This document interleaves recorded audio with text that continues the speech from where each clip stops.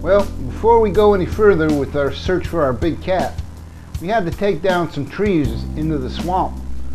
We've been having a lot of problem with getting through the swamp because of the trees that were down.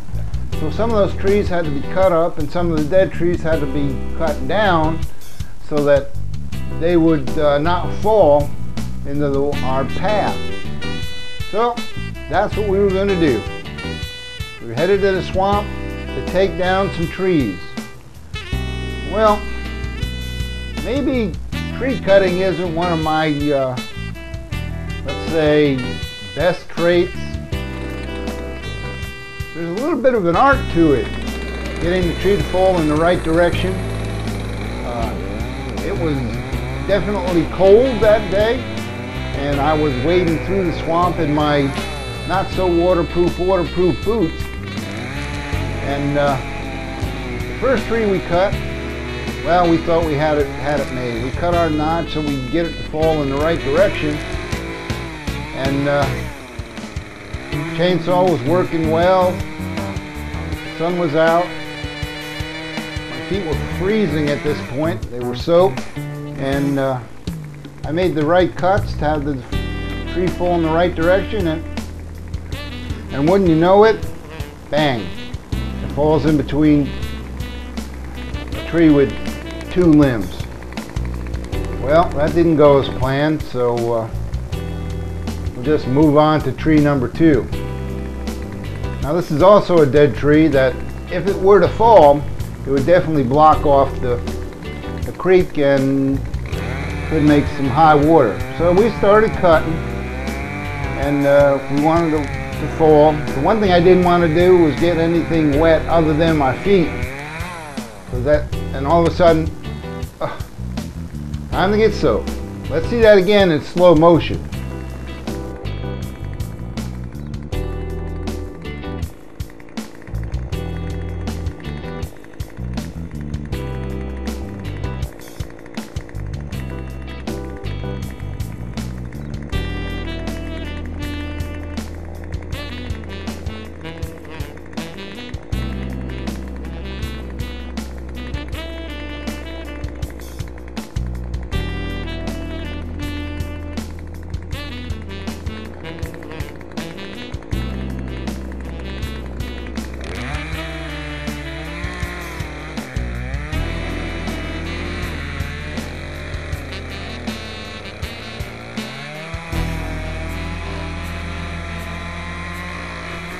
Well, now it was back to trying to get our tree that I got stuck between two branches to get it down.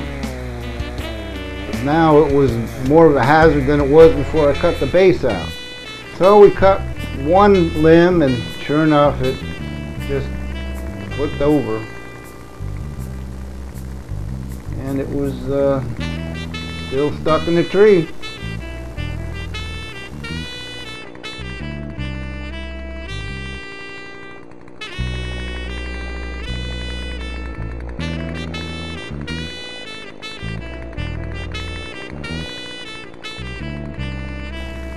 So now it was just manual labor. We had to tip it back over by ourselves. And we got it. Finally got it out, and now we had to decide on how we were going to get the logs out of the swamp. But that was the easy part. We just grabbed them with the four-wheeler, chained them to the back, and pulled them up out of the swamp and took them up to the field and cut them up there.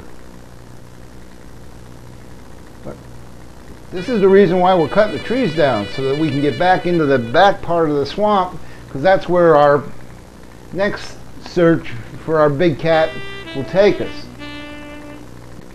This is where we saw the bobcat, and he was headed back here. This is where the pigs and probably the deer are hiding out during the daylight hours, and this is where it's going to take us. So we got to clear this out so we can get our four-wheelers back here so that we can start cutting out and laying down some of that tall grass so that we can walk back there and just see what's going on. Maybe put up a tree stand and oversee the entire swamp area.